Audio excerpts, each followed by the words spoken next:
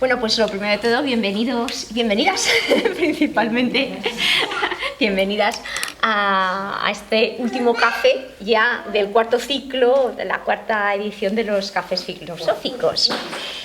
La verdad es que ha sido un ciclo muy interesante en el que hemos tenido presencia en Teruel, en Calanda, en Alcañiz, en Andorra, y hemos estado tratando temas totalmente diversos, desde plantearnos el ocio como negocio, la ética de la inteligencia artificial, pensar si todo es mentira, ¿no? Las actuales derivadas del concepto de verdad, verdad y mentira, populismo y democracia, y ahora para finalizar nos vamos a centrar en el malestar.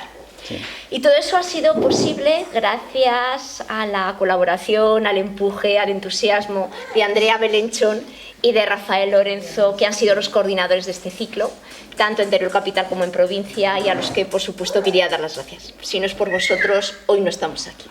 Así que lo primero de todo, pues ese reconocimiento a las personas que lo habéis hecho factible. Y bueno, y hoy nos vamos a centrar de alguna manera en algo que nos permite cerrar círculo, porque empezamos los cafés filosóficos aquí en Teruel, en esta misma sala, hablando del ocio, y hoy nos vamos a centrar en el malestar. El malestar se habla, ocio y malestar. Parece que estamos reflexionando sobre distintos aspectos de lo que es la persona. Entonces podemos de alguna manera plantearnos que vamos a hablar de psicología. Inicialmente el malestar, la psicología, pero claro, el título es el malestar también se habla. Hablar, lingüística, lenguaje. Nos vamos a centrar en cómo hablamos, de qué hablamos, y el hablar al fin y al cabo es construir nuestra propia realidad. Y la realidad es nuestra sociedad, la sociedad en la que vivimos. Y si hablamos de sociedad, hablamos de política. Entonces empezamos a centrar y decimos, es que este tema es muy amplio. ¿Quién puede abordar este tema? Pues nadie mejor que uno de los miembros de nuestro joven Consejo Científico, que va a pasar en estos momentos a presentar ya a Andrea. Ya lo conocéis, pero prefiero que Andrea, que es la coordinadora de este café, lo presente, y simplemente pues decir que creo que no tenemos mejor forma de terminar este ciclo de cafés que con una ponencia, una reflexión conducida de la mano de un joven consejero científico. Así que decir que es un orgullo terminar los cafés filosóficos de esta manera en un tema tan transversal y tan complejo. Vamos. Así que muchísimas gracias. Gracias, Inma. Andrea, te cedo la palabra y ya presentas a nuestro ponente. Muchas gracias, Inma. Bueno, pues yo quería aprovechar también este momento y este espacio para agradecer al IED, pues que siempre están dispuestos, toda su ayuda y la gran acogida y ayuda, vuelvo a repetir, que nos brindan con esta celebración de los cafés filosóficos, depositando mucha confianza en nosotros y en especial, bueno, pues a Inma, porque hay muy buena sintonía ahí y la verdad es que está saliendo todos los ciclos muy bien. Y también quería, bueno, antes de presentar también al ponente, pues hacer un poco un elogio, porque me parece que es una persona, aparte de amigo, que es una persona, bueno, pues muy competente, muy válida y con una trayectoria académica muy buena, y sobre todo algo que yo creo que Ignacio, bueno, que Nacho tiene muy positivo, ¿no? Es ese saber transmitir y descender lo que decimos, ¿no? al mundo de los mortales. Y que al fin y al cabo, pues bueno, eso también yo creo que viene implícito en nuestras profesiones, ¿no? El hecho de ser profesor en secundaria, que es a lo que se dedica Nacho. Enseñas lengua y literatura en el Instituto Segundo de Chomón aquí en Teruel. Y alemán. Y alemán, es verdad que se me olvidaba, y alemán también. Sí. Y eso me sirve para conectar con esa presentación, dado que está finalizando, ¿verdad?, el doctorado por la Universidad de Bochum, ¿verdad? Estás ya ahí a puntito, que me consta que no queda nada. Algún día. Y bueno, pues también llamar la atención, ¿no? Porque si estamos hablando de lengua, pues la formación del ponente es que es licenciado en Filología Hispánica, ¿verdad? Sí. Por la Universidad de Zaragoza.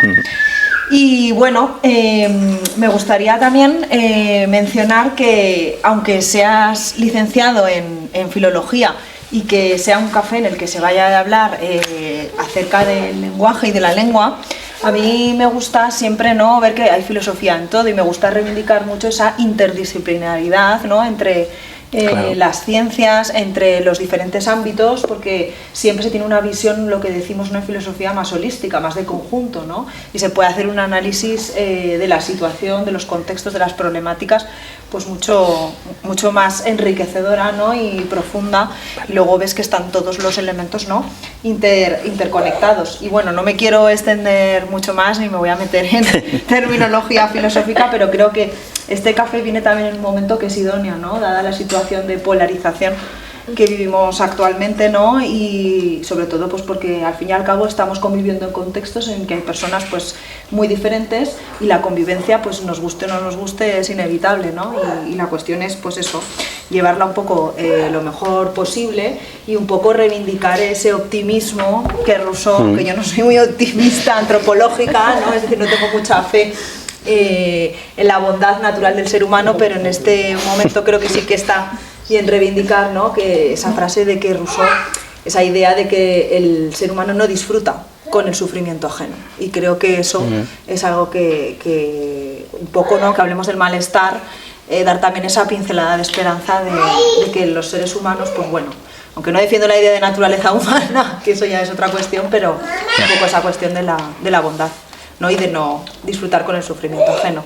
Entonces, sin más, voy a dar la palabra a Ignacio Andrés Soria, a Nacho, ¿vale? Para que comience con su café filosófico. Bueno, pues nada, muchas gracias en realidad a todas por estar aquí, acompañándonos un día en el que parece que hay muchas actividades. Bueno, pues eso, gracias también al Instituto y a Andrea por organizar y darme también la oportunidad de estar aquí. La verdad es que me sobra mucho esta mesa, la verdad, pero bueno, vamos a ver si no, a lo largo de este ratito, a lo mejor la terminamos apartando, ¿vale? Y terminamos de cerrar el círculo, ¿no? Que comienza con vosotras.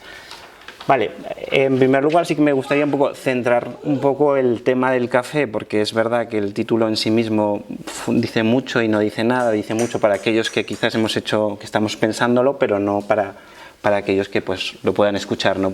En primera vez. El malestar también se habla, decía en el título, ¿no? Y yo cuando me preguntaba de qué vamos a hablar en este café, me respondía diciendo pequeñas palabras, ¿no? Decía lengua y malestar, decía lengua y sociedad, lengua y experimentación. Ponía situaciones, ¿no? Que quiero hablar de cuando la lengua se vuelve algo molesto, cuando la lengua molesta a los demás, cuando la gente sufre también por sus lenguas o por su lengua, o cuando la gente le molesta las lenguas de los demás, cuando el espacio en el que están las lenguas, ¿no? No nos contempla, no nos reconoce, cuando el repertorio, cuando nuestras formas de hablar nos incomodan, o cuando de pronto simplemente el lenguaje se activa y se vuelve algo importante, ¿no?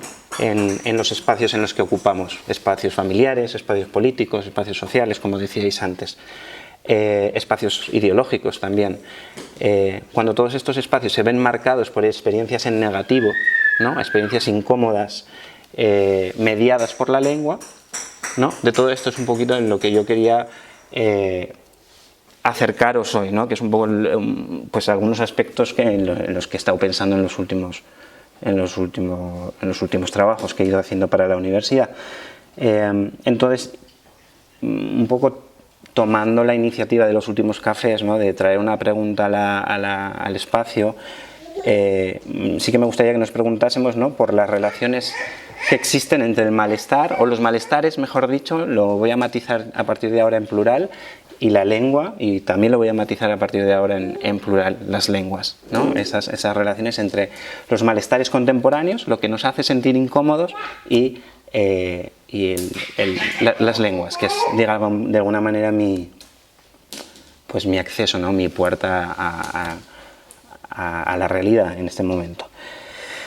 Entonces, bueno, hablo de lenguas y malestares en plural, en primer lugar, para reconocer, por un lado, que tal y como yo entiendo, la lengua nunca es una, nunca va a ser una, ¿vale? Lo que entendemos por lenguas, para mí son construcciones, para mí y para la sociolingüística, os traigo la voz de la sociolingüística, la lengua nunca va a ser una ni única. Las lenguas están construidas, son construcciones sociales, construcciones políticas, son entidades que en realidad los lingüistas han querido demostrar como objetos lingüísticos, han querido hacer ciencia de esto, pero en realidad son cuestiones que se construyen desde la sociedad, ¿vale? Y este es un poco un punto para mí importante, ¿no? Van a ser objetos políticos, van a ser armas políticas, quiero decir, luego veremos pequeños ejemplos en donde se van a ver, ¿no?, cómo al final tienen una función dentro de las dinámicas sociales. Entonces, claro, derivado de esto, los nombres de dialectos o de lenguas en realidad no sirven más que para jerarquizar. No son más que etiquetas que en realidad pues privilegian unas formas de hablar y echan para atrás, ¿no?, a una segunda línea otras formas.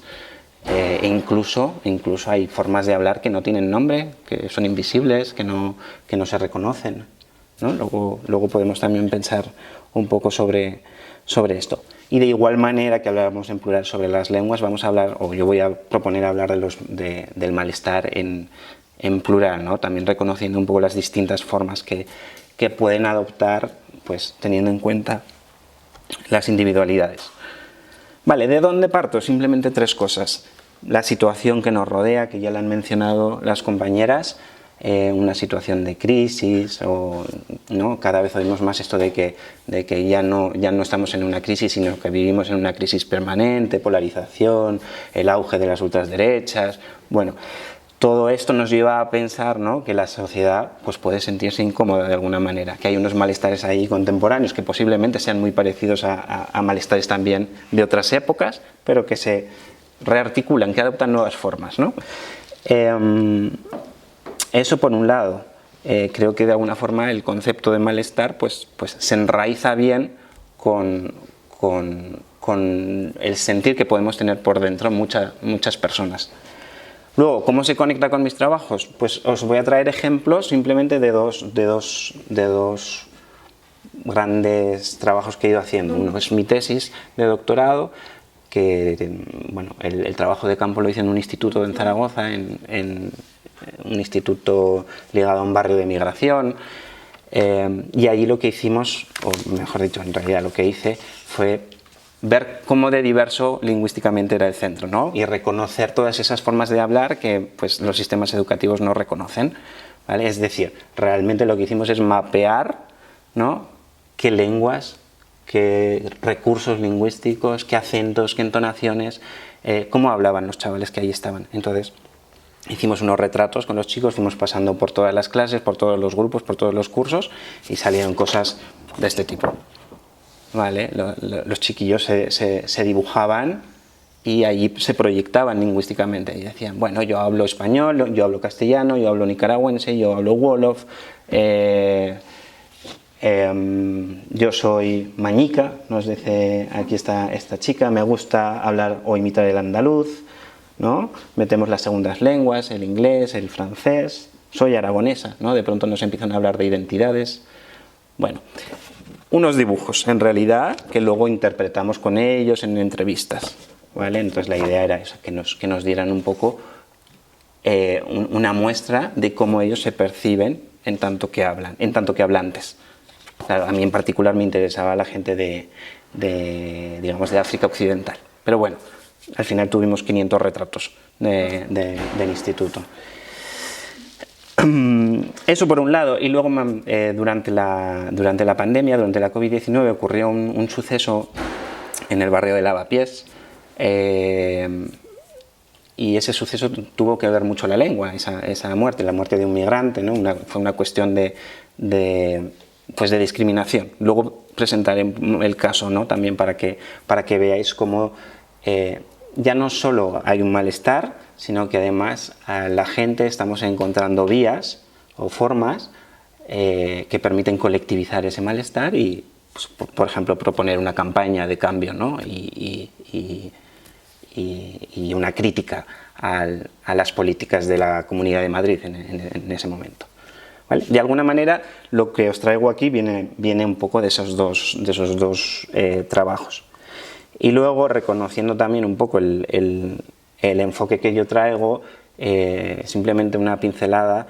Yo trabajo desde la sociolingüística, que es la parte de la lingüística que reconoce bueno, que trabaja de alguna manera la lengua en su contexto, ¿no? Y que reconoce que las lenguas no son sistemas lingüísticos, no son sistemas cerraditos y perfectos, llenos de fonemas, llenos de sintagmas, llenos de vocabulario o de morfemas, ¿no? No son únicamente sistemas gramaticales, sino que están completamente pegadas a las hablantes y a los hablantes, ¿vale? Sin los cuales no tienen sentido.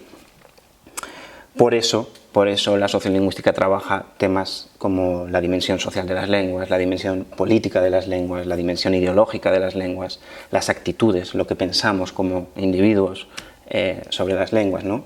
¿Qué nos parece bonito, qué nos parece feo de cómo habla la gente, ¿no? Porque el andaluz es risible de pronto en España, ¿no? Es una pregunta que se ha propuesto muchas veces desde la sociolingüística, ¿no? Eso en cuanto a la disciplina. La manera de entender alternativa a las lenguas, ¿no? Digamos, la forma en la que yo ahora mismo puedo entender nuestras formas de habla es reconocer que los individuos disponemos de recursos, de pequeños cachitos de lenguaje que los integramos en nuestras vidas, ¿vale? Una entonación, un acento concreto, un saludo, una forma concreta de decir adiós. Todo eso forma parte de lo que llamamos nuestro repertorio, ¿vale? En nuestro repertorio también está todo lo que pensamos y todo lo que construimos sobre esas formas, ¿vale? Y esas formas de hablar, eso sí, se conecta con las construcciones sociales que son las lenguas, con las lenguas nombradas que llamamos, ¿no? Con el español, con el inglés, ¿no? Con el francés, con esas ideas de las lenguas nacionales o las lenguas coloniales o las lenguas de herencia en caso de la gente, por ejemplo, que migra, ¿no? Y que trae otras lenguas a espacios en los que históricamente no ha habido presencia. Entonces, de alguna forma, entender que el individuo dispone de unos recursos que se ligan con construcciones externas nos permite liberarlo en realidad de pues, ideologías bastante excluyentes, ¿no? Como puede ser, por ejemplo, un nacionalismo lingüístico. De pronto sabemos que se construyen naciones, ¿no? a través de la lengua, ¿no? Imponiendo, por ejemplo, una lengua dominante. En el caso del español en América Latina, por ejemplo, fue muy claro. Durante los procesos de colonización, igual que el África Occidental con la francofonía o con el portugués también en algunos casos, ¿no? Todo esto se ve cuando tú hablas con los alumnos, cuando hablas con quien sea, ¿no? Les pides que te digan cómo hablan. Estos en particular, esto está hecho en un colegio. Estos son niños de primaria. ¿Vale? Yo hablo español, por tanto la bandera que va a aparecer es la española, ¿no? Es la manera de representar esa lengua. Lo digo para que veamos, ¿no? Cómo se articula una lengua, un estado, una nación, ¿vale? Y cómo todo eso nos va a atravesar luego como hablantes. Aquí tenemos la otra parte, ¿no? Digamos la identidad española a un lado, aquí tenemos la identidad mandinga, ¿no? Es una identidad lingüística, es una lengua de Ghana y de muchos otros países de África, ¿no? Y de pronto también aparece esa bandera. Una representación más, vamos a ir viendo pequeñas cosas. Aquí están claras las identidades nacionales. Luego tenemos cosas más podemos ir pasando, de hecho. Si no te importa, ¿vale? Y así era la idea, pero se me van olvidando. Cosas más fluidas o más diluidas os las expongo aquí y luego os las paso, ¿no? Cuando hacemos los retratos les digo que se proyecten allí, de pronto que la figura está en blanco, ¿no? Y ellos la tienen que colorear, luego pues pueden asociarla con nombres si ellos quieren o con colores. Y este chico en particular nos pone, ¿no? Un árabe, nos dicen el verde representa el árabe, está digamos en la parte más interna de la silueta, y luego conforme vamos saliendo hacia afuera, ¿no? Parece que los elementos que va colocando les resultan más externos, ¿no? El árabe se identifica de alguna manera como esencialmente con él, y más allá incorpora el español, ¿no? Estamos pensando que es una persona en este caso es de segunda generación, es una persona que ha nacido aquí ya, pero que tiene digamos, el árabe como lengua familiar, ¿no? Después del español, en azul oscuro ya pegado, digamos, a la piel, tenemos el español formal, ¿vale? Y después, fuera de la piel, ¿no? Aparecen ya las segundas lenguas, las lenguas extranjeras, ¿no? Como útiles. Muchas veces también aparecen pegadas a las manos, ¿no? Para darles el sentido de que son funcionales, de que son lenguas aplicadas, ¿no? En este caso es inglés y francés porque es lo que se estudiaba en ese centro, ¿no? Quizás también podamos entender que ese francés forma parte del contexto arabófono en el que él también se desempeña, ¿no? Porque el francés y el árabe, por ejemplo, en las zonas del Magreb está muy mezclado. Bueno, cosas, de alguna manera, más, pues aparentemente más complejas, ¿no? Al final estos ejemplos lo que nos muestran es que hay una relación entre las hablas, entre las formas de hablar individuales y lo que nos pasa socialmente, ¿no? Y cómo nos construimos identitariamente. Estas formas se conectan, como digo, con las estructuras sociales, con las estructuras políticas, con las estructuras ideológicas, ¿no? Trato de mostraros que la lengua es completamente social, que es completamente política. Un ejemplo aquí en provincia es el tema de, si yo digo chapurreado, yo creo que todo el mundo entiende, ¿no? Lo que los lingüistas o los filólogos así denominan las variedades del Aragón oriental, ¿no? Lo que otros denominan el catalán de Aragón, los que otros denominamos el chapurreado, por ejemplo, los que algunos políticos denominaron en su momento el lapao, las lenguas, bueno, luego lo explicamos, unas siglas, ¿no? Que venían a decir el aragonés de la parte oriental de Aragón, ¿no? Hablantes, ¿no? Que manifiestan que existe una variedad. Yo parlo chapurreado, dicen, ¿no? Esto creo que es Valderrobres. Claro, que existe algo distinto al castellano, que existe de Aragón, al castellano de Aragón o al español de Aragón, o que existe algo distinto al catalán, pues puede ser. Los lingüistas dicen que esa variedad forma parte digamos, del área del catalán, ¿vale? O sea, lingüísticamente parece ser que es catalán. Ahora, ¿qué dicen los hablantes cuando se les pregunta? Pues hay de todo, claro, porque la lengua también está en disputa, la lengua está en pugna y los nombres importan mucho, ¿vale? Y el chapurreado puede ser una fórmula que de alguna manera las personas de la zona reivindican como una variedad local y dicen, pues yo hablo chapurreado, igual que el de Benasque, ¿no? Habla benasqués, y hay gente, por ejemplo, que habla chapurreado porque dicen no hablar catalán, ¿no? Y se manifiestan en contra de ello, ¿no? Quiero decir que también hay como momentos en los que distintas posiciones ideológicas y políticas confluyen, ¿no? Bajo un mismo nombre. Incluso Falange manifestándose también, ¿no? En torno al tema, dice Aragón o parle catalá, el separatismo aragonés, sí, ¿no? No es catalán, es chapurreado, ¿vale?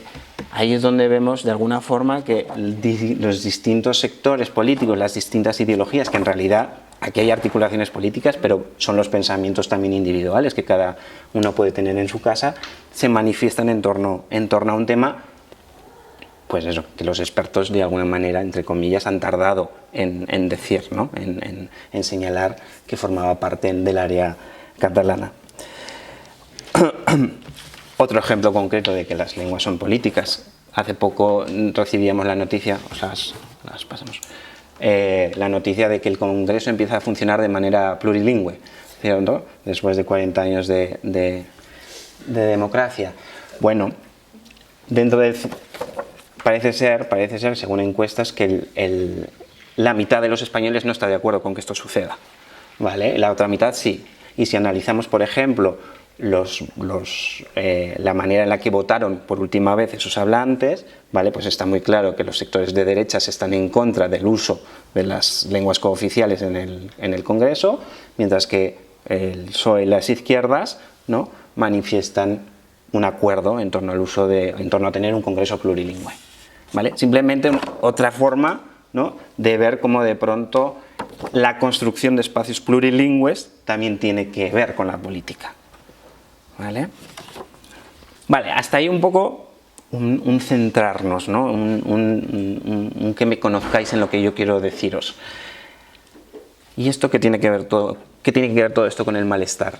Pues fijaros, cuando yo pregunto qué significa malestar, pues muchas veces lo que recojo son formas de entender el malestar desde lo individual, ¿no? Es una especie de incomodidad que me sucede a mí y que, bueno, no tiene que ver mucho con un diagnóstico, ¿no? No me encuentro tan mal como para que de pronto para ir al médico, o no me encuentro tan mal, yo qué sé, por ejemplo, la gente que está deprimida, pues hay de alguna manera sintomatología, ¿no?, que nos da pistas de que esto está sucediendo. Pero cuando alguien está en malestar, alguien está incómodo, pues no siempre se percibe, ¿no? No siempre hay una manera muy fácil de leer esta forma. Sin embargo, ¿vale?, a pesar de que cuando preguntamos en la calle entendemos que es una experiencia individual, Freud, por traer a alguien, ¿no?, ya nos decía que el malestar tiene que ver mucho con la cultura. El malestar tiene que ver, ¿no?, con una pugna, o mejor dicho, ¿no?, una resolución, ¿no?, unas tensiones que existen entre lo que yo deseo y cómo la sociedad está articulada, ¿no?, y cómo la sociedad me impone algo, ¿no?, me limita o me constreñe. Tiene que ver, ¿no?, con eso. El malestar, de alguna manera, entonces es un poco ese efecto, ¿no? El que yo me encuentre incómodo es esa consecuencia entre una estructura social que se encuentra con mi propio deseo, ¿vale? Eso por dar un pequeño aporte de alguien que ya ve o que ya nos decía, ¿no?, hace unos años, que el malestar no tiene que ver con uno mismo únicamente, ¿no?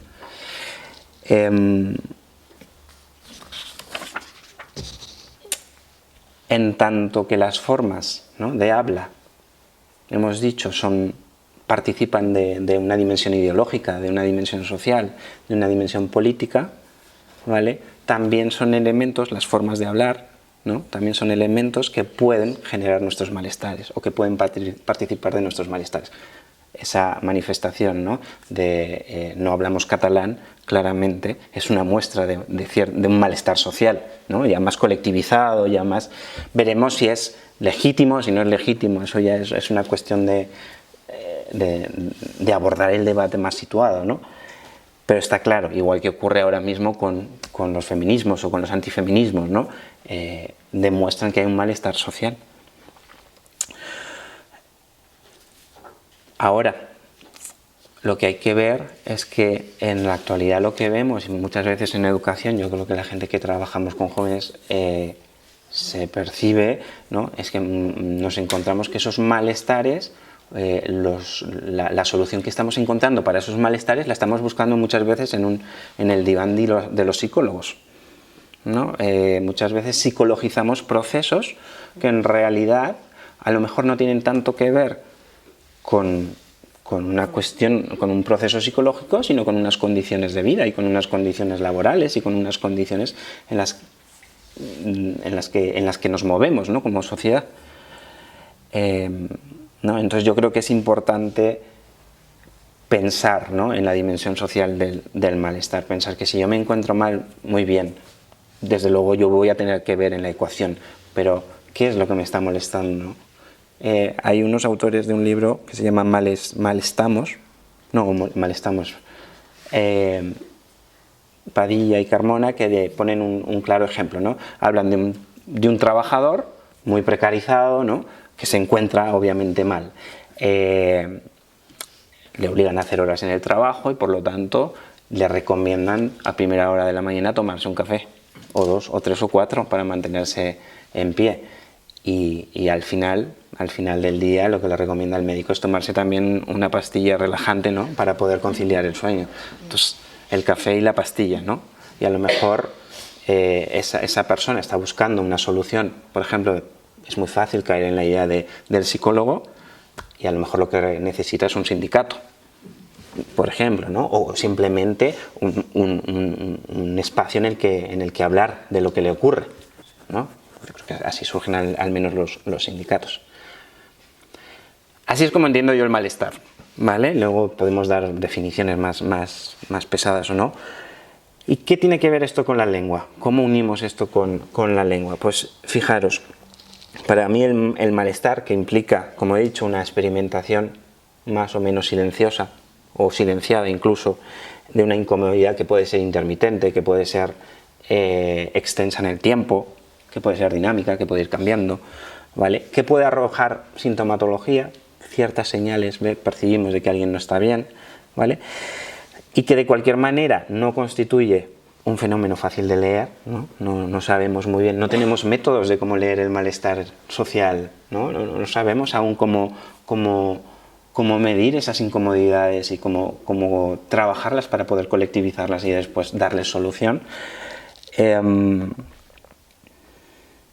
Digo, a pesar de eso, ¿no? Hay que entender que el malestar se va a configurar, ¿no? Si lo entendemos así, como una situación desatendida. Si no se puede leer, ¿cómo se va a atender? Si no le podemos poner un nombre, ¿cómo lo vamos a poder manejar y gestionar y hablar? ¿Cómo lo vamos a poder hablar? Y en último término, ¿cómo le vamos a poder dar una solución? Y por supuesto, de ninguna manera va a ser un proceso colectivizado, no va a ser un proceso común, ¿no? Comunitaria ni socialmente. Al final lo que ocurre es que cada uno se queda con su malestar, ¿no? Cada uno lo trabaja en su casa y encuentra la salida pues, que encuentra, ¿no? El malestar al final deriva en una posición de incomodidad que se asume como propia y al final podemos hasta convivir con ello, ¿no? Y sacamos una muleta y vivimos con él, ¿no? Sin embargo, ¿no? La propuesta que traigo aquí yo es que ese malestar, por supuesto, se puede colectivizar, se puede hablar, se puede nombrar y se puede devolver a las instancias, ¿no? que nos ponen incómodos, ¿no? Devolver la incomodidad realmente a quien la genera, que normalmente son esas estructuras. No estamos hablando de sujetos concretos por el momento. Vale, en el territorio de la lengua, ¿qué ocurre? Yo, como os he nombrado, os voy a traer dos ejemplos, ¿vale? Vamos a hacer una pequeña pausa antes de mostraros los dos ejemplos, pero sí que os quería contar un poco una pequeña experiencia de malestar que yo, pues por compartir, ¿no? De decir, oye, voy a hablar de malestar, pues a lo mejor tengo que dar un pequeño ejemplo. Yo, para cerrar un poco la sección así antes de ir a tomar más pastas,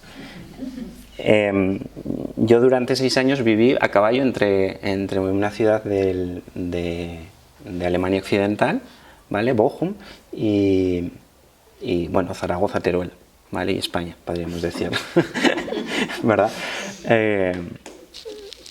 Vale, y durante esa experiencia, pues bueno, mi alemán no era gran cosa,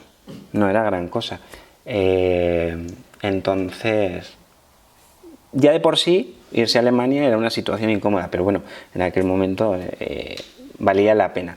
La cuestión era que enfrentar ciertas conversaciones y ciertos procesos burocráticos era un suplicio. Vale, yo había metido muchas horas, quiero decir, había dado un par de cursos en la universidad, había hecho cursos de estos de integración por un tubo, pero aún así yo no me sentía con la competencia ni la fluidez necesaria. ¿Qué pasa? Que uno se alquila una casa, uno contrata internet y uno tiene que luchar con Vodafone porque cada 2 por 3 se cae el internet, ¿no? Entonces empiezas a hacer llamadas. ¿Qué pasa? Pues que los mundos actuales son distintos y de primeras no te coge cualquier persona, te coge una máquina, ¿vale? Pues pensar cómo reacciona una máquina ante una persona hispanohablante con un acento y una entonación que no se asemeja para nada a cómo le han programado esa máquina, digamos a una entonación normativa o de un nativo ideal, ¿no? De una persona, pues no funcionaba aquello, pero ni para la máquina ni para mí, ¿vale? Después de unos 15 minutos yo conseguía que me derivaran con eso, con un agente, ¿no? Humano, un agente humano. Pero eran 15 minutos de suplicio que yo ya me aprendía los numeritos, porque sabéis que tenéis que marcar ciertos números, o decirlos incluso, ¿no? Ni decir los números me los reconocía la máquina. Entonces, al final la cosa tenía dos salidas, ¿no? Ese circuito, ese laberinto. O la máquina me colgaba el teléfono, ¿qué sucedía? O me derivaban a un departamento que no me podían ayudar y que me colgaban, claro, porque no era el departamento adecuado. Claro, esto era frustrante, quiero decir, era frustrante, era poco exitoso, y lo que me di cuenta reflexionándolo después es que me hacía sentir mal. Porque claro, yo ya partía de una situación, vale, de cómo yo enfrentaba la lengua, ¿no? Que para mí el alemán ya era complejo, yo ya la había construido como una lengua compleja. Pero es que esto aún ahondaba más en que yo no sabía hablar alemán, en que nunca alcanzaría un poco la fluidez de alemán, y bueno, ahora os lo cuento un poco entre risas, pero en aquel momento hacía daño, ¿vale? Yo anticipaba esas conversaciones, quiero decir, yo una hora antes estaba escribiendo lo que iba a decir y cómo iba a enfrentar ese momento. Ahora soy profesor de alemán en el segundo de Chamonix y estoy encantado, quiero decir, que también se le da la vuelta a la tortilla, ¿no? De alguna forma. Y yo creo que todo el mundo ha tenido momentos de este tipo con la lengua. Esto, pues claro, en mi caso no hay un daño material.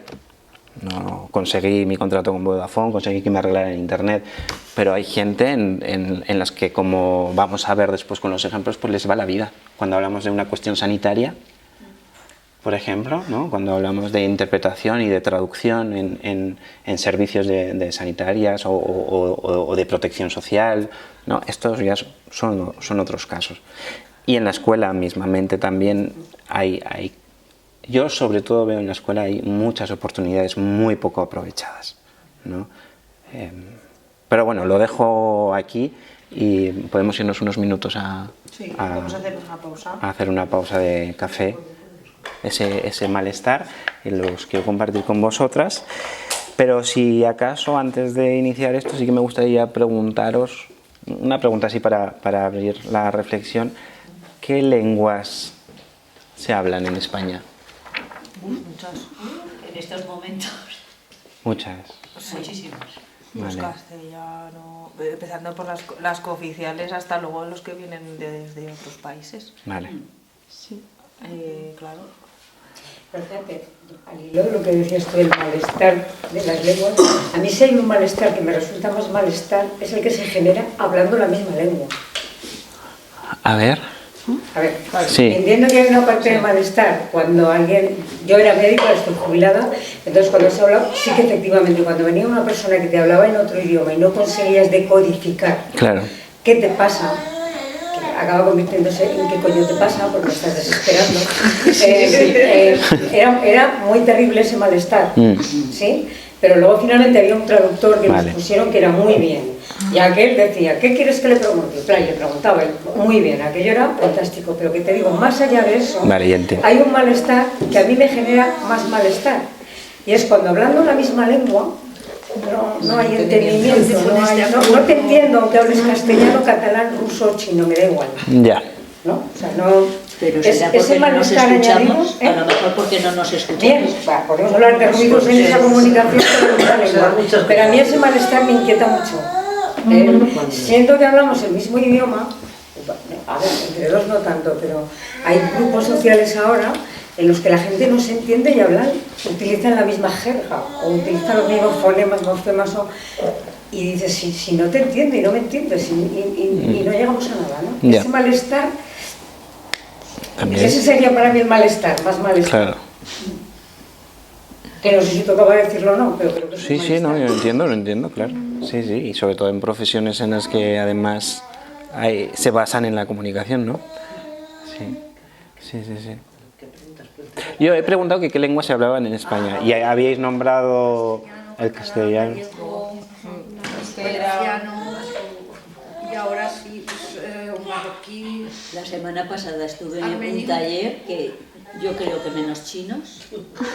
Estaba de Senegal, de Cabo Bajo, de marroquí, de todos sitios. Claro.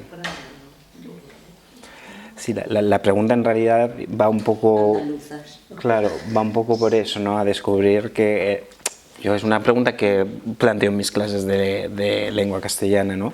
Y claro, los chavales lo primero que te dicen es el castellano español y las lenguas cooficiales, que es lo que se enseña académicamente, ¿no? A decir en realidad y lo que reproducimos, pero es que los límites son más amplios, ¿no? Cuando el verbo es hablar, ¿no? Que se habla aquí, pues se hablan muchas más cosas que tienen que ver con otros contextos, con otras condiciones, con la migración ahora en particular desde que el mundo es tan globalizado, ¿no?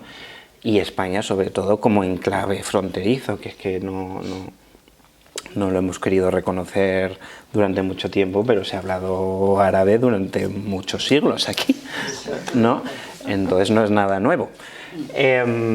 Vale, de esa falta de reconocimiento, ¿no? de la diversidad es un poco de lo que va el ejemplo que os traigo. Es un ejemplo de la escuela, es un ejemplo bueno, del mismo instituto del que os había hablado antes, y es el ejemplo que tiene que ver con el monolingüismo y el multilingüismo, es decir, con las nociones de, o la idea de hablar una o más lenguas. Esto es problemático, ¿no? Según lo que he dicho antes, eso de hablar muchas lenguas y tener un solo repertorio, pues bueno, es un poco desafiante. Pero a nivel de calle, sí, podemos hablar muchas lenguas, podemos tener contextos familiares en donde hablamos una lengua y luego en el trabajo hablamos otra, ¿no? Sin embargo, siempre está el peso, ¿no? Siempre está el peso en los estados-nación, justamente el peso de la ideología, ¿no? de un español, ¿no? Hay que integrarnos y hay que hacerlo a través del español. Todo esto se va a resolver en forma de tensión, va a suponer siempre una tensión, ¿no? Y en la gente que emigra, en la gente que tiene pues esos trasfondos migratorios, esas condiciones identitarias, pues puede resultar relativamente problemático. Este es el caso de Agua, ¿vale? Que es una niña, bueno, no tengo una foto, pero tengo su retrato, ¿vale? Es una niña de 16 años, bueno, una chica de 16 años que estaba en una FP básica de administrativo, una formación profesional de administrativo, y ella es verdad que cuando hacíamos un poco la conversación, pues se construía mucho desde el desafío, ¿no? a la autoridad. En aquel momento la autoridad era la familia y más autoridad eran los profesores en aquel momento, ¿vale? Entonces, pues bueno, su retrato a nivel lingüístico nos dice mucho, pero queda aquí, ¿no? En una pequeña pincelada, y dice: hablo dos lenguas, ¿no? El español y el senegalés. No sé si sabéis mucho de cómo está Senegal a nivel lingüístico. En Senegal fue una colonia francesa, por lo tanto se habla francés, a día de hoy se habla francés, y se habla también toda una serie de lenguas que participaban ahí históricamente del territorio desde hace mucho. En particular, una que tiene mucho renombre, o que tiene, digamos, más dominancia, es más dominante, es el Wolof, ¿vale? Se habla, pues eso, de las lenguas un poco tribales, entre comillas, ¿no? Asociadas a las familias. Sin embargo, el francés y el Wolof están muy mezclados. Es otra idea de esas de la pureza lingüística, el hablar el español, pues ya es relativo, ¿no? ¿Cuántos españoles hay en el mundo? Pues uno por persona. Es lo mismo hablar el del norte que el del sur, el de Ecuador que el de México. Lo mismo pasa en Senegal. Quiero decir, las lenguas entran en contacto e hibridan, se mezclan y no dejan de ser puras por ello, ¿no? Sin embargo, hay falta de nombres, ¿vale? Esto es lo que le pasa a Agua en lo que os voy a contar ahora. En el resto de su retrato, pues bueno, nos habla de cómo es ella, ¿no? Suelo discutir con la gente, soy sensible, lloro mucho. También tiene que ver con un estado adolescente, ¿vale? Rompe corazones, me gusta ver a la gente sufrir. Esto desafía tu idea de Rousseau, ¿vale? Es más jovesiana. Sí. Ella es un poco pesimista antropóloga. Bueno. Me gusta ayudar y aconsejar, por otro lado, bueno, ahí estamos en un estado ambivalente, y me gusta el atletismo, pues también nos hablaban de ellas, ¿no? Entonces, más allá de divertido, pues bueno, nos da una información ahí lingüística. Aparte de esto, bueno, os lo paso si queréis, ¿vale? Os leo o os pongo voz, ¿no?, a la conversación que tuvimos, también os la paso después. Yo le pregunto, porque aquí no podéis hacer francés, ¿no? Aquí me refiero al instituto, ¿no? No podías estudiar francés. Y me dice, no, solo hay inglés. Pero es que yo igualmente, cuando iba al segundo de la ESO en Valdespartera, yo pedí francés, pero no me dejaban. ¿Ibas a Valdespartera? Y me dice, sí. ¿Porque vives ahí? Sí, pedí francés y no me dejaban. Me tenía que ir a refuerzos de lengua y yo no quería. Pero igualmente me quedé en refuerzo de lengua, pero es porque quería. Y empezó a titubear, ¿no? Que tendría dificultades en francés, porque ya las tengo en inglés. Pero ya les dije que me da lo mismo, porque yo en mi idioma hablan francés. ¿Vale? Atentos a esto, en mi idioma hablan francés. Porque no es lo mismo aprender de cero un idioma que ya estar toda tu vida hablando un idioma y lo único que tienes que hacer es reforzarlo. Pero ellos a su bola, y me metieron a taller de lengua. Pero bueno. ¿Y eso con quién lo hablabas? Y me dice, con la jefe de estudios del instituto. Y no llegaba a hacer francés nunca, ni en clase ni en el colegio. Pero yo siempre he querido hacerlo. Y la única solución es meterse en una escuela de idiomas y ya. Porque si es que en el instituto no lo das, ¿dónde lo vas a dar? Bueno, ahí acaba el fragmento, la conversación continuó, ¿vale? Y para mí lo interesante es que... a ver cómo os lo cuento, ¿no? Por un lado, en esa conversación lo que nos dice Agua es que sus profesores y digamos, la gente que la está acompañando en el instituto, los adultos acompañantes, no reconocen a Agua como una hablante de francés legítima, ¿vale? A pesar de que obviamente ha nacido en un espacio francófono, ¿vale? Claro, habría que hacer una encuesta, ¿no? Y preguntar en un instituto a los profesores y ver si saben, por ejemplo, que en Senegal se habla francés. Eso lo primero, ¿no? Yo quiero decir que yo mismo, hasta que no me acerqué a estos temas, tampoco sabemos las realidades lingüísticas de los países africanos. Quiero decir que no es por enjuiciar a nadie, pero es que las horas docentes tampoco nos dan para estudiar el contexto lingüístico de África. Pero bueno, lo que ocurre es eso. Agua manifiesta un malestar, ¿no?, que le viene de yo quiero estudiar francés, me siento legítimamente en una posición para estudiar francés, pero mis profesores me dicen que no. ¿Argumentos que se dan? Pues clásicos en educación, yo creo, ¿no? Una persona migrante, una persona racializada además, en la que se detectan supuestos problemas, dice ella en inglés. Yo ahí no sé interpretar la entrevista, no sé si es un fallo y no se está queriendo decir que sus profes le hablaban de que tenía problemas en español, o es que realmente le decía que tenía problemas en inglés.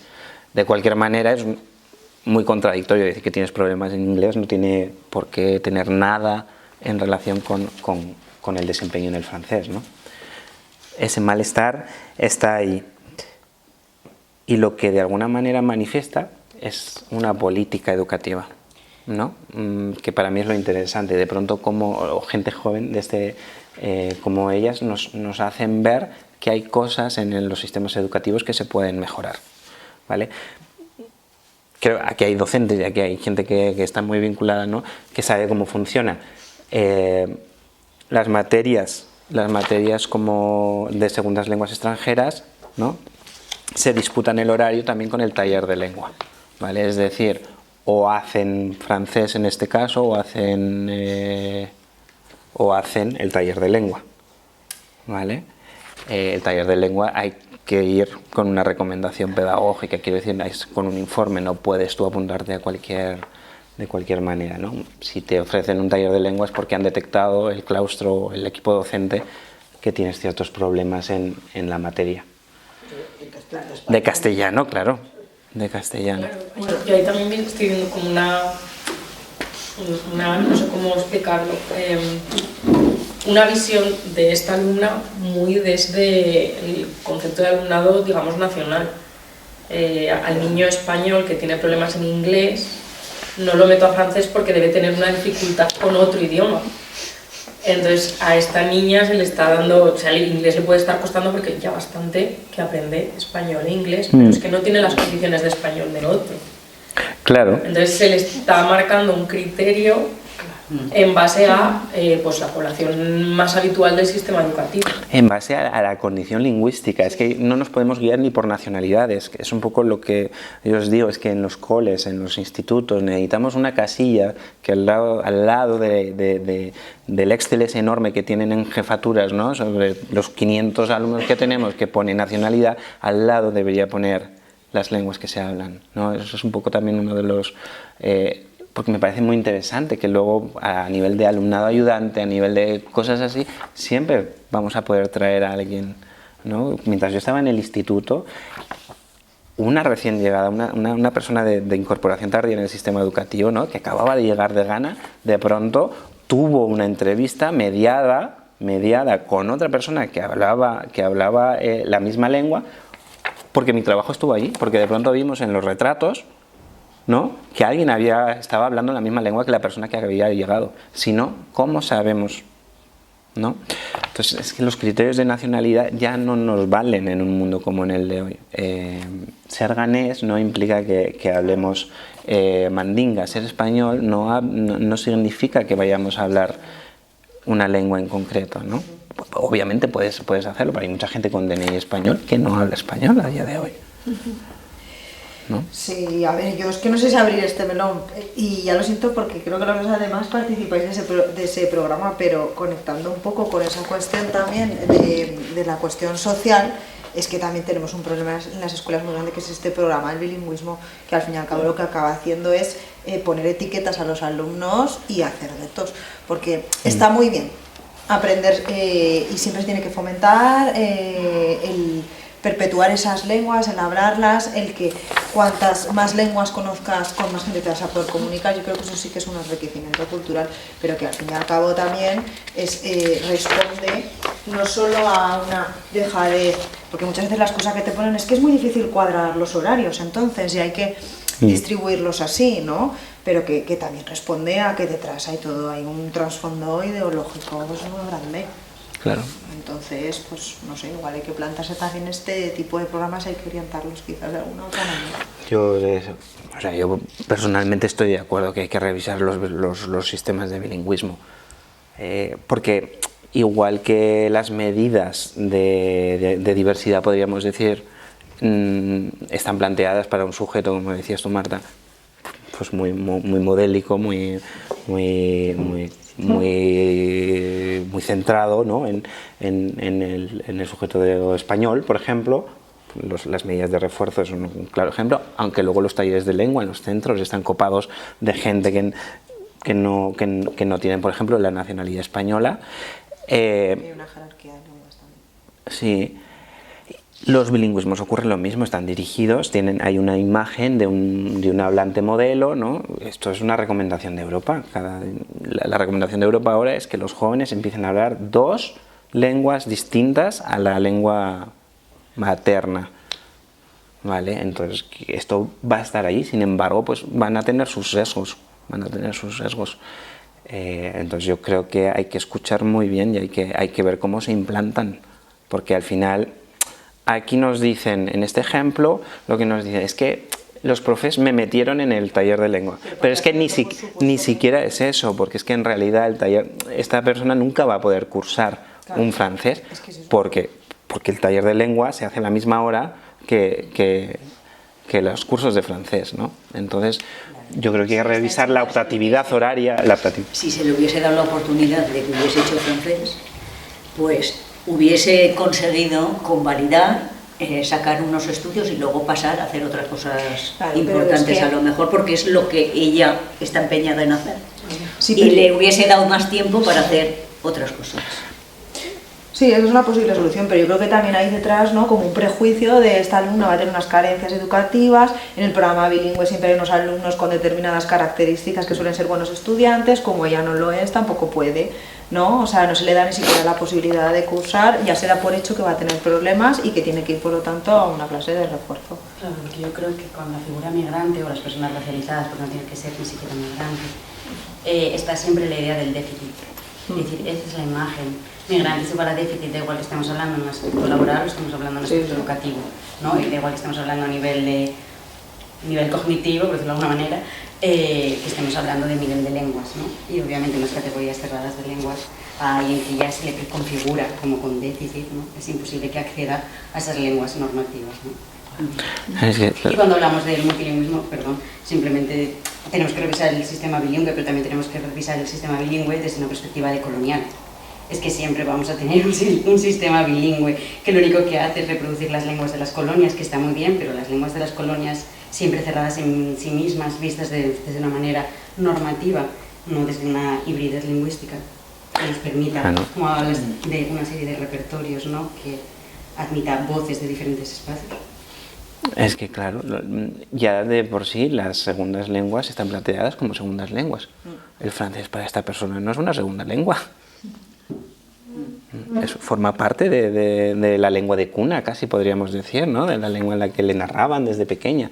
Ahora, claro, como no es lengua tampoco reconocida, porque tampoco se adapta, ¿no?, al nivel de la pureza lingüística, ¿no? No viene de Francia, no viene de lugares reconocidos, ¿no?, por el francés. Yo en este aspecto veo dos temas respecto a lo que estáis hablando. Por una parte, las contradicciones en las que entra el sistema educativo español, y creo que todos los sistemas educativos, lo que yo conozco del alemán, está también plagado de contradicciones. Entonces, pues en este sentido, hablando por ejemplo de esta chica, a nosotros nos pasa, te pueden entrar alumnos o alumnas en primero y segundo a los que se meten en estos programas especiales de refuerzo, por ejemplo ahora un PAI, y el sistema es tan contradictorio como que te pueda venir un alumno marroquí que habla francés, lo metan en PAI, pueda cursar francés, pero en el momento que llega a tercero de la ESO y pasa a diversificación, el propio sistema lo excluye del francés, ¿no? Entonces es un sistema mal pensado. A todo esto es un sistema bastante precario. O sea, si pensamos, si habláis del bilingüismo, el bilingüismo está implantado en Aragón a coste cero. Es imposible que funcione un bilingüismo a coste cero, donde va a tener que funcionar con una buena voluntad y certificación del profesorado en un momento en que se ha mercantilizado completamente el título de idiomas, porque son títulos, no es conocimiento. Entonces, bueno, ya esto se va haciendo muy grande. Y lo que no tenemos que perder, creo, nunca de vista es que la lengua ha sido una herramienta de jerarquización y dominio. Entonces hay lenguas dominantes y hay lenguas subordinadas a la dominante o lenguas excluidas de las distintas sociedades. Y en todo este mare magnum está el sistema educativo de turno, el que sea, el español, el alemán, el francés, ¿no?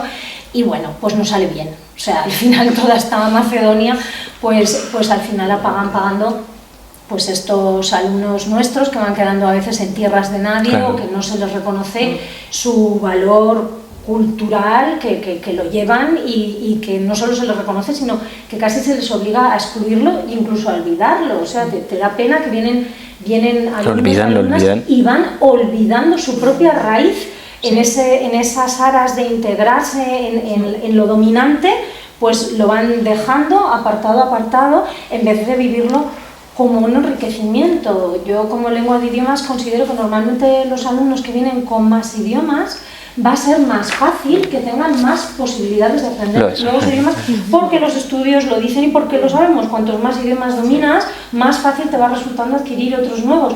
Y sin embargo se les excluye y se les deja un poco, pues sí, apartados. Y bueno, en estos casos hablamos de racialización, pero nos ha pasado con alumnado sirio, desde luego los marroquíes, porque es decir, no se les hace protagonistas de esa variedad cultural que van a aportar que va a ser un enriquecimiento para el centro, para la sociedad y bueno, en general. Claro, es que la lengua como sistema político, también vamos a entrar, ¿no? Como que domina, que tiene eso nos hemos construido así, a lo mejor entre lo que has nombrado antes, ¿no? Del malestar de la cultura, va a estar ahí seguramente, porque yo y el otro, pues no soy el otro, no soy yo. Claro. Y de alguna manera que va a haber ahí conflicto, quizá lo que estás nombrando, pues seguramente se puede resolver o arreglar, pero está ahí también, quiero decir que eso que tiene cierto sentido, ¿no? Otra cosa es que no estemos de acuerdo y lo queramos cambiar y lo queramos mover y queramos que sea de otra forma, que para eso está, pero está ahí. Claro. Que incluso yo introduzco el tema de lo de que el relato, porque dentro de la palabra está el relato, y el relato ya nos... Eso está al infinito y más allá, Claro, es decir, sí. nos construimos con relatos, ¿no? Sí. Y el relato que tenemos ya desde la historia de los siglos pasados, ¿no?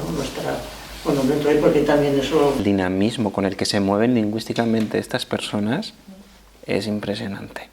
Quiero decir, la mixtura de un francés con un wolof, con la lengua... He encontrado gente que habla hasta 4 o 5 lenguas en la familia, ¿no? Dependiendo de con quién, dependiendo de dónde, dependiendo si es delante de la cámara, porque también hablan, pues eso, conectan con sus generaciones anteriores a través de WhatsApp, y el dinamismo con el que se mueven lingüísticamente es impresionante, y tienen muy claro dónde hay que utilizar qué, ¿no? Ahora pasa lo que pasa, es tan dominante, hay tal proyección, ¿no? tal mandato del español también en la escuela, que en muchos casos una primera generación mantiene la lengua familiar, la segunda comienza, sabe escucharla, o sea, comprende, pero ya no la habla, y la tercera generación ya es incapaz de comunicar con los abuelos.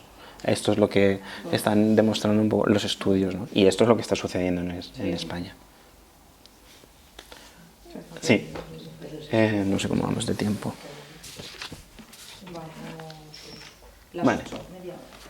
Vale, nada. Simplemente otro ejemplo. Os nombraba antes, ¿no? Una situación que analicé, una situación durante la pandemia, lo hice en realidad a través de internet, yo no estaba ahí presente. Durante la pandemia hubo un suceso, ¿no? Que fue la muerte de una persona que se llamaba Hussein, que era un migrante bangladesí. Y aparecieron las noticias, ¿no? Un hombre muere en su casa tras 6 días llamando al teléfono del coronavirus de la Comunidad de Madrid y al 112, ¿vale? Bueno, era un contexto de crisis, quiero decir, hay que poner las cosas también en su contexto, pero cuando uno analiza la noticia, ¿vale? Se empieza a dar cuenta de que la lengua tuvo, o al menos hay una parte, ¿no? de los que cuentan ese relato que dicen que la lengua tuvo que ver, ¿no? Un proceso de discriminación lingüística. A partir de esa noticia, los colectivos, que ahí están bastante organizados, los colectivos migrantes, ¿no? del barrio, empiezan a movilizarse y proponen una campaña que se llama algo así como ¿cómo quieres que me cuides si quien me cuida no me entiende? ¿Vale? Para que nadie se quede atrás, interpretes ya. Esto viene, por supuesto, a partir de la muerte de Hussein, pero viene también porque la Comunidad de Madrid había retirado los fondos para pagar a la empresa que se encargaba de los servicios de interpretación, ¿no? Durante las comunicaciones sanitarias. Era un servicio telefónico que intermediaba entre el paciente y los médicos. Aparte de esto, ¿no? Esto tuvo tal repercusión, pues bueno, que se involucraron a los partidos políticos, se hicieron medidas también, ¿no? Se propusieron medidas concretas, las recogieron, las llevaron a la Comunidad de Madrid, las tiraron para atrás, y luego vino un artivista, ¿no? Una persona que a través del arte pues se mueve, ¿no? en el activismo, y recogió los relatos de los familiares y de las personas que estuvieron cerca de la persona que murió, ¿no? Y cuentan la historia, ¿vale? Y es un poco eso lo que yo de alguna forma he ido analizando. son esos testimonios que recogen en un libro que se llama Lengua o Muerte, lo llaman así. Y hoy simplemente os traigo hoy uno de los fragmentos en los que pues yo creo que se sintetiza bien cómo el colectivo al final entiende lo que pasó. Os lo leo y os lo paso. Dice, es una mujer, ¿vale?, que era muy cercana a Hussein. Dice Afrouza, Mohamed no tenía por qué morir. 6 días esperando que llegue una ambulancia. Llamaba el AGI de Valiente Bangla, una asociación migrante. Llamaba a su hijo, llamaba a su sobrino, y a todos les decían, vale, ya va. Escuchan hablar mal español y no te dan importancia. Nunca llegaron. No sé, Hussein y su mujer no pueden explicar bien, no pueden hablar bien español. Ese es el problema. Pero ese no es el problema de ellos. Es problema de los idiomas. Es problema del gobierno. Casi el 90% de bangladesíes no pueden hablar español. Y no solo de mis paisanos, de gran parte de los migrantes también. 90%. ¿Ves por qué la interpretación es importante? Es muy importante. ¿Vale? Os la paso. Y simplemente por compartir, creo que la noticia habla sola, ¿no? Quiero decir, se ve por un lado la repercusión tan fuerte que tiene, ¿no?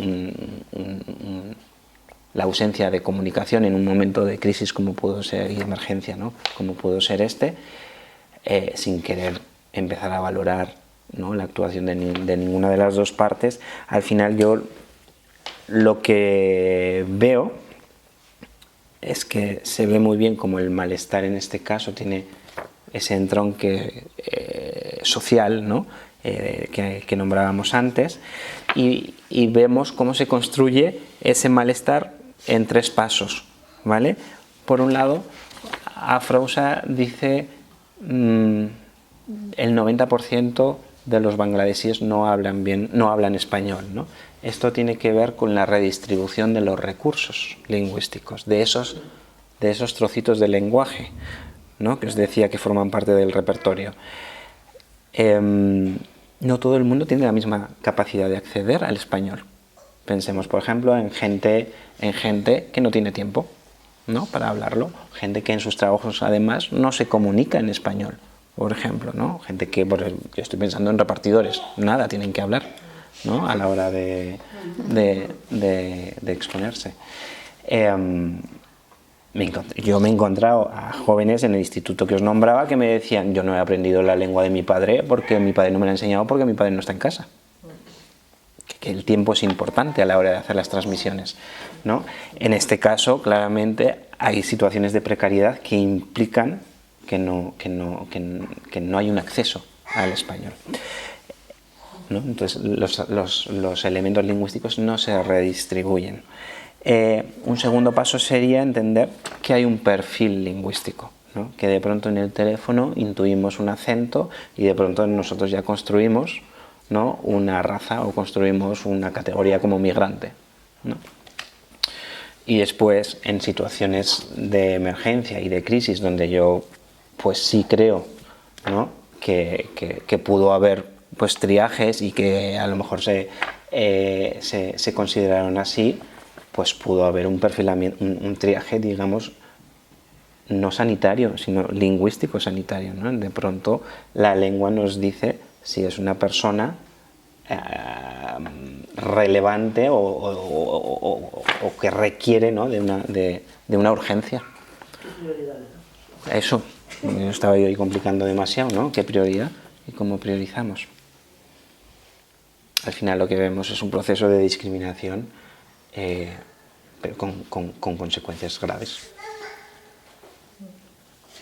Yo quería aportar, me dijo una fecha, sí. Era en marzo, era comienzo de pandemia, sí. que nos tardaron el 8 de marzo por esa fecha, y desde el otro lado lo que se percibía era falta de recursos, pero no ya a nivel lingüístico.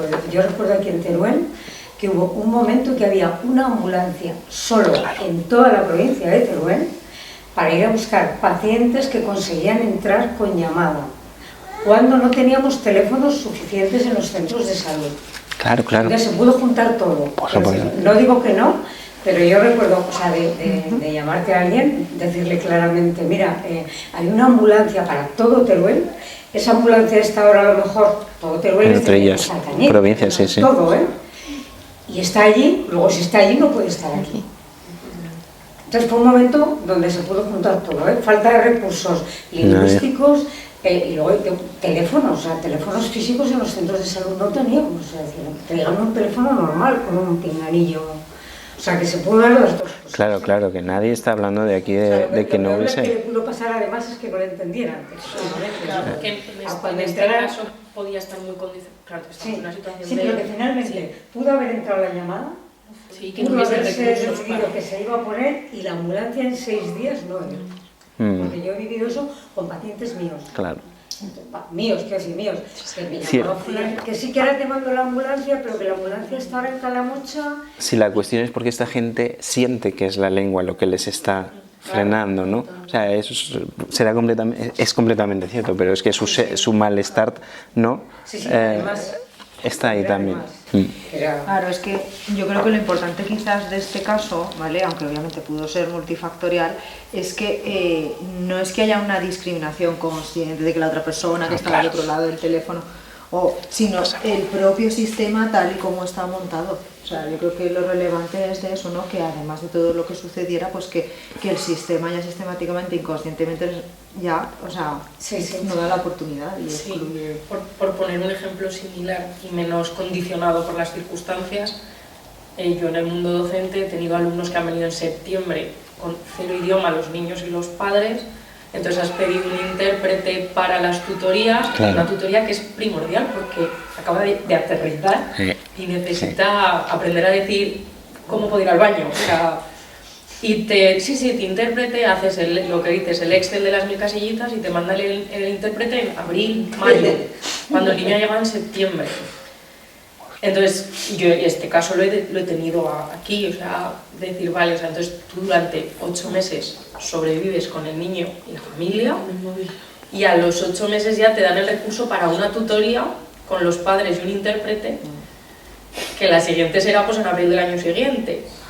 Entonces, que acaba habiendo una discriminación por la parte idiomática. Y por la parte de falta de recursos. Claro, o sea, tú pretendes ayudar al alumno, a la familia, al final el sistema educativo vamos a ser el punto de acceso de ese niño al mundo y de esa familia. Y te encuentras con una barrera que no hay recursos. Pues, a mí me gustaría comentar que aparte de los recursos, o en ese caso que sí que tiene una justificación, el otro día estábamos comentando, por ejemplo, en el trabajo, la problemática que tiene precisamente el que no entiendan el idioma y el que vayan a una consulta al salud tal cual, que no hay manera de entenderlos, vale, está el servicio de mediación ahora. Pero la gente está preparada también para eso porque hubo compañeras que dijeron, a ver, yo si voy a Inglaterra, ya sabéis por dónde voy, ¿no? Yo lo utilizo, Si yo voy a Inglaterra, si yo no sé el idioma, no me hacen ni puto caso. Y entonces si vienen aquí, que se atengan a las consecuencias. Y si no saben, pues quiero decir, ¿estamos preparados para eso? ¿Queremos? Pero yo creo que volvemos a la idea del idioma dominante. Es decir, si es un sueco el que te viene, que no habla español, ya te vas a preocupar de entender muy bien al sueco. Y cualquier persona va a ver a un sueco alto, rubio, y le va a predisponer a su favor. Y sin embargo, ahora España es un país con muchísima migración, pero cuando yo era pequeña no lo era. Y simplemente el oír ciertos acentos, y si encima van unidos a cierta tonalidad de piel, podía llevar incluso a tener miedo. O sea, ¿y por qué del rubio no tengo miedo y del moreno sí que tengo miedo? ¿Por qué ese acento no me produce ponerme alerta o un rechazo o un no te voy a hacer caso y este otro acento sí que me lo produce? Entonces, vale, sí, los españoles que tuvieron que emigrar durante la época de la dictadura eran tan rechazados en Europa como lo son ahora los africanos o del este de Europa principalmente. Pero entonces, claro, tenemos ahí un problema que es completamente político, no tiene nada que ver ni con la lengua ni con nada, es simplemente tú eres de primera categoría y tú eres de la última categoría. Y además, Y si ya llevas el turbante y llevas buena vestimenta, aunque hables el color de piel y hables tal, no pasa nada. La clase, sí. Bueno, pero porque ahí ya vas a ir a unos lugares concretos, vas a ir a unos lugares concretos, Sí, donde no vas te a va a pagar venir mucho dinero, es decir, ya ahí estamos hablando, pero dentro de la calle, un centro de salud, un centro educativo, donde estamos las personas normales, que no... Sí, que vamos a hacer esa... Y es muy inconsciente. O sea, incluso cuando crees que no, te puede sorprender a ti misma y decir, ¿pero qué me está pasando? O sea, ¿qué prejuicio tengo aquí? Y el tema dinero va siempre por medio, eso está claro. Estamos del lado del que tiene más pasta, eso es así. Es que Adela Cortina tiene un término que lo ejemplifica muy bien, que es el de aporofobia. Y es que no rechazas al extranjero, sino rechazas al extranjero que tú das... Exacto. Claro, un futbolista que gana mucho y es cubano, a lo mejor nos parece genial. Si viene un cubano ahora a trabajar a España, pues no. Claro. Sí, delinque. Sí.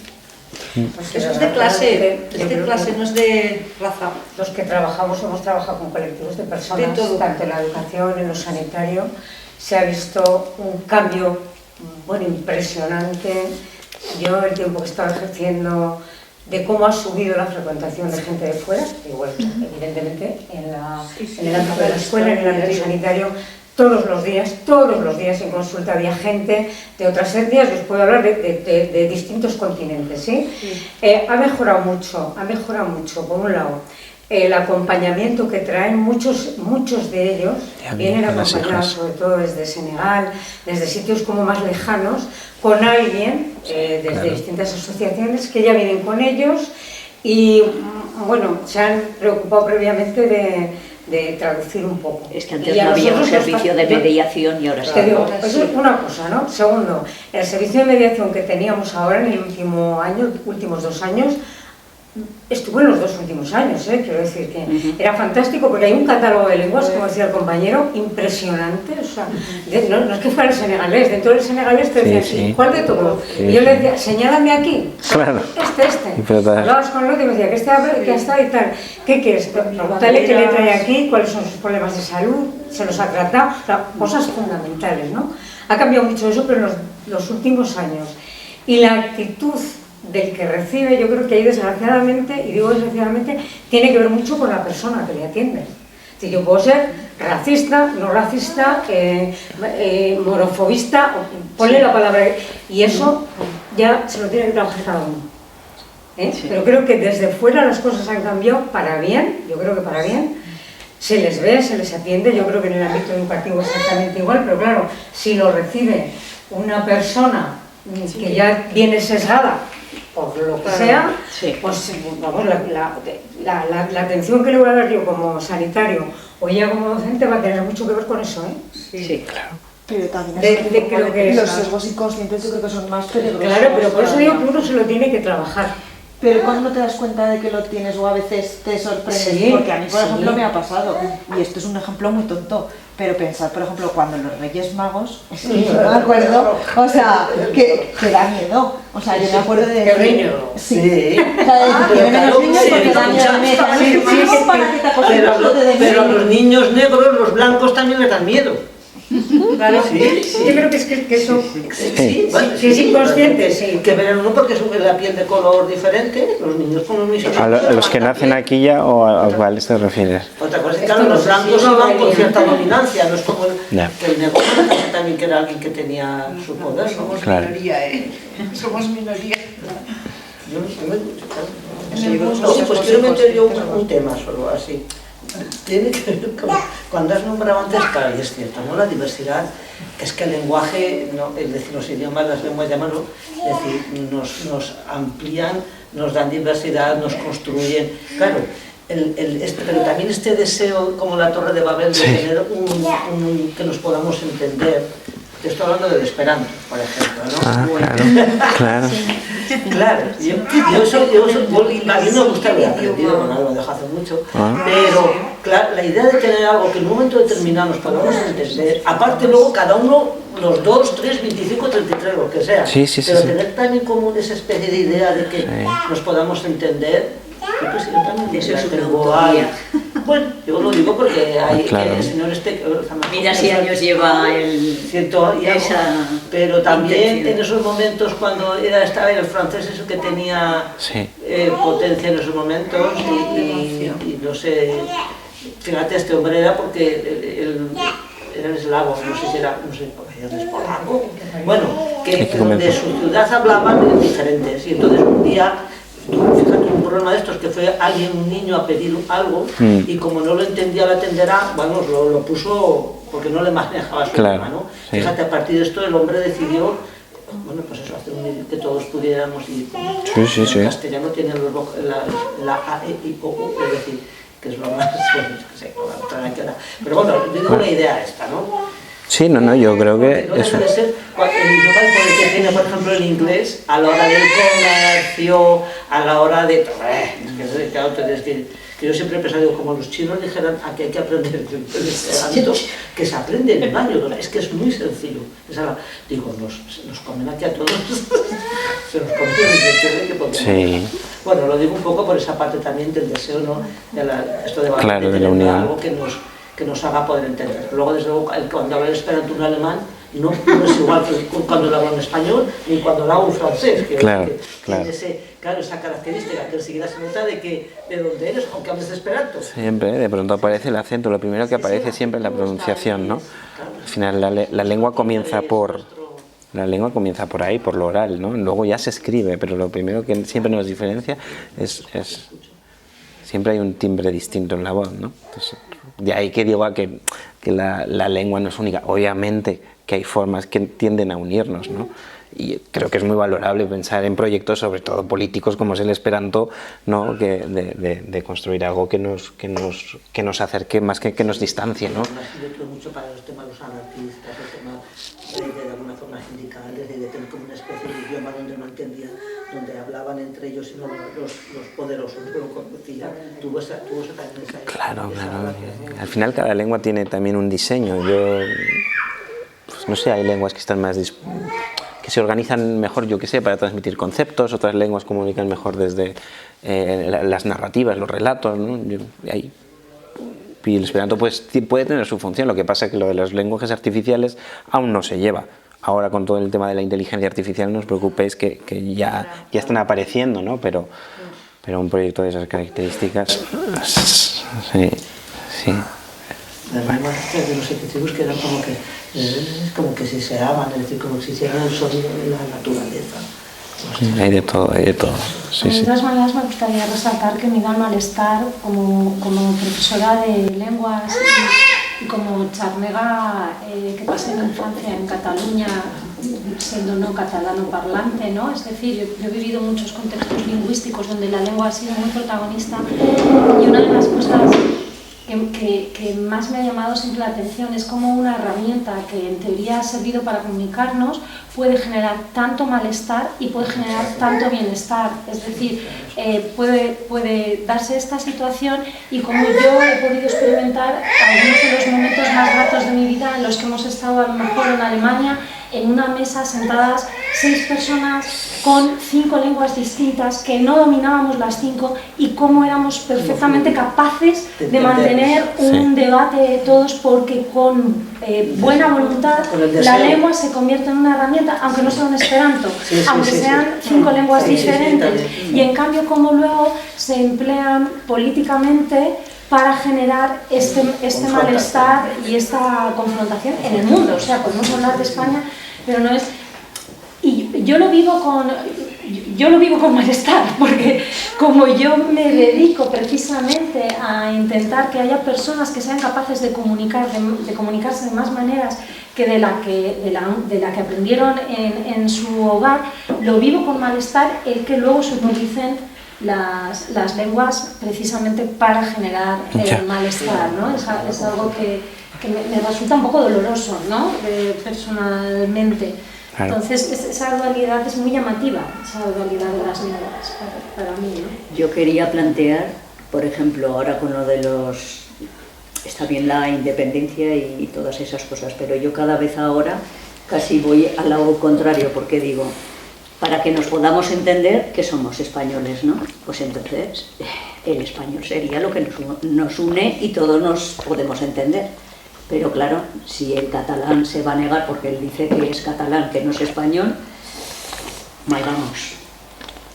Cataluña, País Vasco, Galicia, lo que sea. ¿Cómo lo veis vosotros? Pues con la mesa, como dices. No hace falta voluntad. Deseo. Es decir, yo he vivido en Cataluña Deseo. y aprendes catalán por contacto, y si vives en Euskadi aprendes vasco por contacto, y si viene un rumano aquí aprende español por contacto. El problema es el momento en que vamos a utilizar la lengua como arma política para que os enfrentéis. En ese momento la lengua pierde su función principal, que es la de comunicación, y pasa a una segunda función, que es la de enfrentamiento. Pero claro, y ahí es donde para mí me refiero se está cuando esto se vota y ya entramos en temas de quién gana y no gana. Sí, pues el día a día, es una herramienta de poder. Es decir, lo puedes utilizar para tener poder. Abierta, no sé, cuantas más mejor. Pero, por ejemplo, cuando tú te vas de viaje, en todo el mundo hablas inglés. Y ya está, y te comunicas en inglés. O sea, a ver, en palabras generales. El que sepa. Aquí igual es un tema político de, por cabezonería, hablo mi lengua en mi sitio y si tú me hablas en español yo te contesto en catalán, te contesto en euskera, lo que sea. O sea que yo creo que es un poco de tema de respeto y de sentido común. Si igual si te vas de viaje y tienes que hablar inglés para comunicarte con todo el mundo, pues en España tendrás que hablar el castellano. Pero si vas a Cataluña también tienes que hablarlo en castellano. Sí, pero que me refiero que no pasa. No pasa Normalmente. Creo que ahí volvemos a lo que comentaba ella. Yo por ejemplo, personalmente tengo un mal... Yo me fui a estudiar a Castellón y a mí me daban las clases en valenciano, que me parece... Yo por suerte tenía una infancia en Castellón y yo entendía el valenciano. Me llegaron las horas de los exámenes y yo decía, me parece muy bien que me des las clases en valenciano, pero por favor, ponme los exámenes en castellano, porque me ponía tipo test, mi primer tipo test en valenciano fue un 1.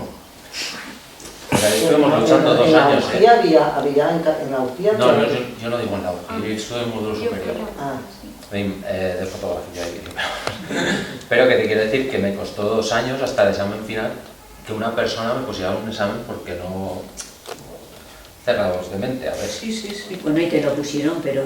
Y me lo pusieron, pero por exactamente, porque... escribir a la Generalitat cartas, o sea, cosas así. Yo creo que lo que hay que pensar es, bueno, mi manera de verlo, ¿no? Es que la idea de un Estado, una lengua, o sea, una nación, una lengua, o sea, no es una nación, una lengua, y no es una nación, una lengua en Madrid, y no es una nación, una lengua en Cataluña, y no es una nación, una lengua en la Comunidad Valenciana.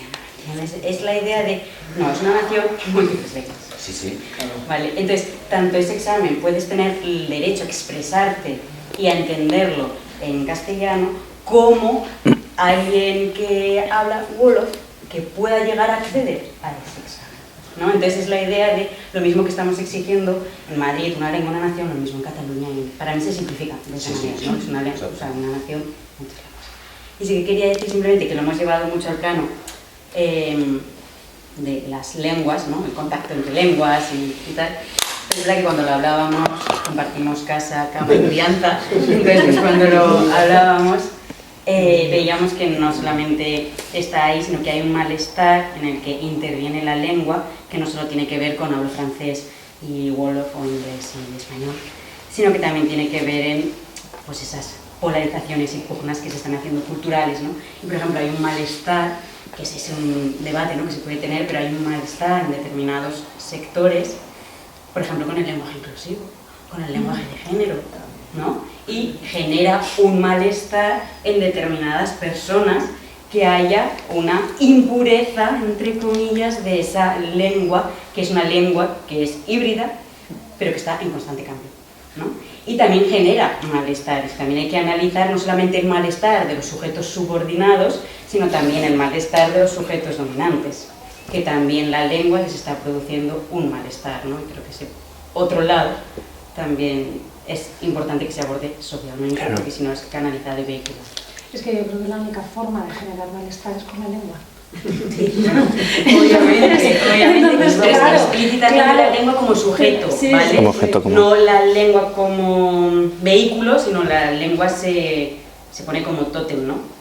Claro, pero es que el malestar del dominante siempre piensa que tiene un privilegio, entonces claro, Claro. El malestar es legítimo, ¿eh? Sí, no. Hay armas que nombrarlo y hablarlo, ¿no? Pues, hablarlo y sacarlo. Sí. A qué estructuras corresponde, pero no sabemos qué hay. Claro, pero ese malestar pone de manifiesto que es que igual la hegemonía se está rompiendo.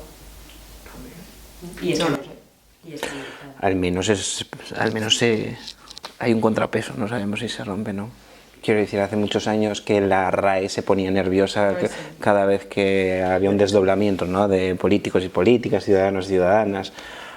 Ahora ya no estamos tanto en eso, ha aparecido la X, la arroba, de pronto ha aparecido la E, ¿no? Y ahora hay propuestas de gramática de lenguaje no binario, quiero decir, y esto se utiliza ya políticamente, ¿no? Por ejemplo, dentro de los propios feminismos, dentro de las construcciones políticas como Vox, quiero decir, se manifiestan muy en contra, sí. A mí me gustaría un poco, por si queréis ir finalizando, cerramos. Rescatar una cosa, y es que siempre, ¿no?, en estos cafés hacemos como un diagnóstico y parece que ese diagnóstico siempre es como muy pesimista. Entonces yo siempre intento buscar, ¿no?, la contrapartida y decir, bueno, se puede hacer algo frente a esto, y a mí me viene a la cabeza, ¿no?, porque yo creo que igual tú tienes alguna propuesta o idea de cómo, ¿no?, expresar o abordar ese malestar, no sé si la tienes, y a mí pues me viene a la cabeza un ejemplo muy bonito, y es que yo tuve hace un par de años, cuando estuve en Zaragoza en un instituto, una clase de filosofía en tercero de la ESO, en la cual pues estábamos personas de prácticamente, o sea, con muchísimas diferentes lenguas, nacionalidades, muy diversa la clase en sí. Y tengo un recuerdo tan bonito porque era un espacio en el que compartíamos. Y era una manera de visibilizar esos malestares y de abordarlos, ¿no?, y de tratarlos simplemente, ya no solo verbalizando, sino buscando. Entonces no sé si tú tienes alguna... No tengo propuestas concretas, no, hay proyectos y se pueden buscar, hay proyectos de justicia lingüística que se llama, ¿no? Sí, eso es un término así. En la escuela hay 1000 propuestas, lo primero que hay ponerle nombre y que la gente que quiera hablar de ello, que hable de ello, ¿no? Muy útil en los sistemas de trabajo es saber qué lenguas participan de los espacios, aunque no se reconozcan como lenguas oficiales, ni sea la lengua de comunicación, ni la lengua de aprendizaje, ni la lengua vehicular, pero sí preguntar qué se habla, para luego pues poder utilizarlos si nos ponemos pragmáticos, ¿no?, más allá de simbólicos. Yo qué sé, en la escuela, por ejemplo, hay proyectos de cómo las lenguas familiares se enseñan, ¿no? Los alumnos enseñan, por ejemplo, a los profesores o alumnos árabe, ¿no? Y hay propuestas así en Madrid. Hay gente que hace este tipo de cosas. Hay escuelas de familias en las que de pronto las familias migradas, ¿no?, exponen su lengua, o dan pequeñas clases a padres y madres o a la gente que quiera de la comunidad educativa, en realidad. Pero eso es imaginación al poder.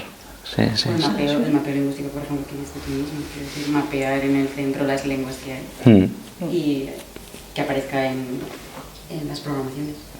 Sí, claro. El malestar ha estado y estará. Claro, sí, claro. Estar forma parte. Claro. La cosa es que lo podamos nombrar, expresar, llegar a acuerdos o no, yo qué sé, surge otra cosa. Claro. Bueno, ahí no vamos a quitar el malestar, no. El malestar está, ahora vamos a ver cómo lo... Vamos a quitar el mal, el del estar. Claro, tampoco es una palabra malestar, tampoco están bueno, no sé, las hay peores, ¿no? Claro, yo eso es lo que veo, que como las hay peores se atiende poco, ¿no? Como hay cosas peores, como podemos estar deprimidos, pero no atendemos, ¿no?, esos grises, esas situaciones que además son muy continuas. Bueno, lo dejamos aquí. Sí, si no más que nada queréis. también por la hora, la verdad es que ha estado súper interesante. Yo creo que además hemos participado muchos de las personas que estábamos, ha sido un debate también pues muy enriquecedor. Y con esto pues clausuramos ya esta cuarta edición de los Cafés Filosóficos. Habéis visto que se ha estado grabando en vídeo porque la idea es subir el vídeo al canal de YouTube. Dentro de Diputación Provincial de Teruel, el Instituto de Estudios Turulenses, tenemos una sección, una lista, donde vamos a ir subiendo pues, poco a poco vídeos de las actividades realizadas y esta actividad pues, también se subirá. No obstante, si alguien ha intervenido y no quiere que salga su intervención, que nos lo diga y se cortaría esa parte, eso sin ningún problema, pero si nadie dice lo contrario, pues subiríamos el vídeo, porque como ha sido muy participativo, la verdad es que hemos interaccionado todos y ha estado muy bien.